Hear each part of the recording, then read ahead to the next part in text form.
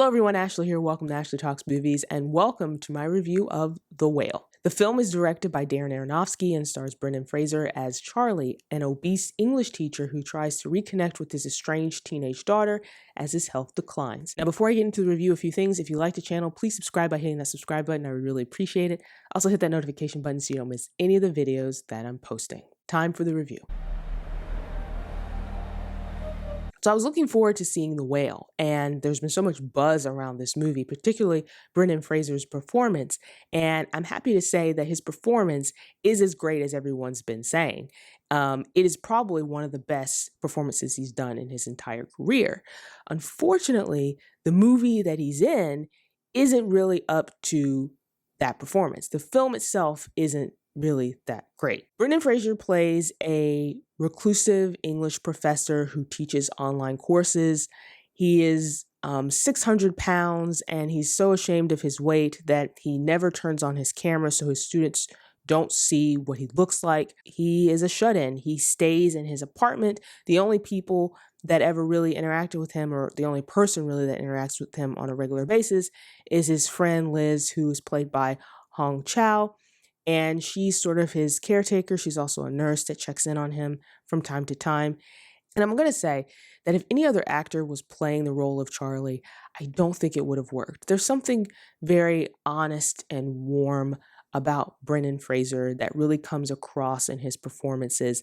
And that is very much needed with a character like Charlie. This is someone who has had a lot of loss and tragedy in his life. There's a specific event that happened several years earlier that led him to basically close himself off from other people, and he eats food as a way to deal with his pain and his loss, and that's led him to become obese. And Brendan Fraser is playing this character again with such warmth, and you know, Charlie is frustratingly optimistic at times, and also, you know, very damaged and sad.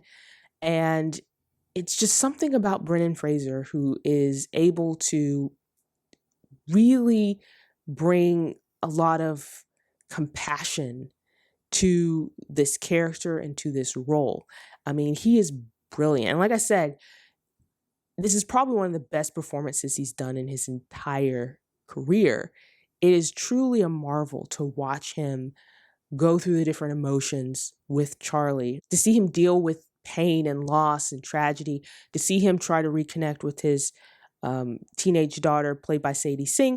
And like I said, Brendan Fraser is just on a completely different level. He's just so wonderful in this role. Also, really great performance by Chau, who plays his friend. There's a nice complexity to this character, and Chau plays this so well, where this character is his caretaker, she's his friend, she checks in on him, she checks his blood pressure, you know, she will tell him, you know, she admonishes him for, you know, overeating. She criticizes his self-destructive behavior. She will tell him, you need to lose weight. She tells him, you know, you need to go to the hospital. You know, this is going to kill you. And at the same time, she also is his enabler. She brings him buckets of chicken, fried chicken. She brings him unhealthy food. She you know, she is mad at him for his condition, but also feels like she has to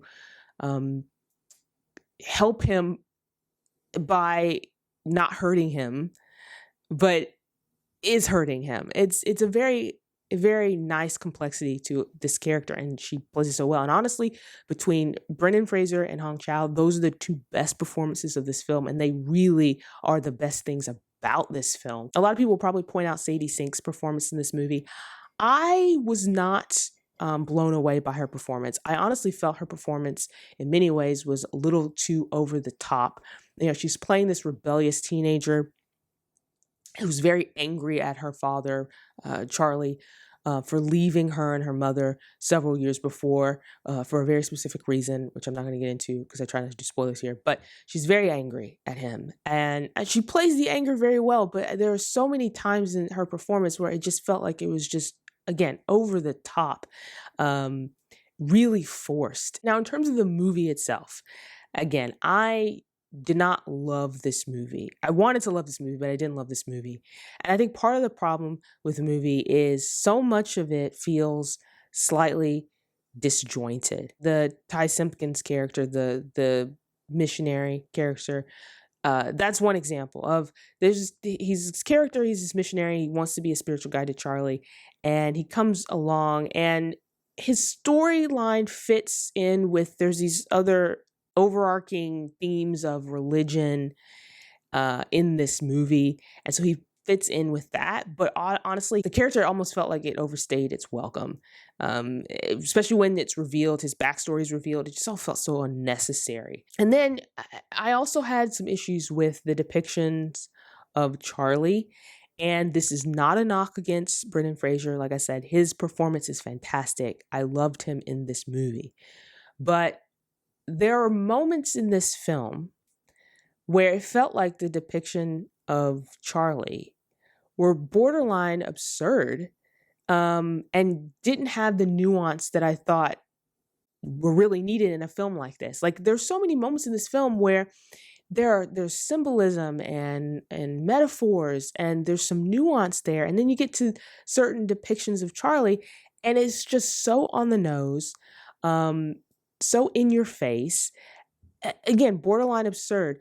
I'll give you an example. I don't think this is a spoiler, but there's a moment in the film where Charlie is sitting at the kitchen counter and he opens up a drawer and there's like health bars, some food in there.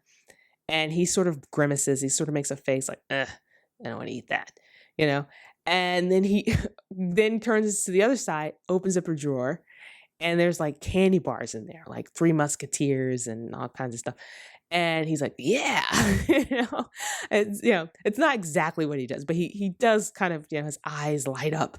And it just felt like there could have been a different way to show that he has an aversion to healthier foods, right? Like that he just wants to eat, junk food and candy bars and this stuff, right? Than to be so on the nose about it in that way. So that's what I mean when I was like, just sort of absurd in some of the depictions of Charlie and his obesity. I did not know that the film was adapted from a stage play until I watched it. Like, I didn't know going in that it was based on a play.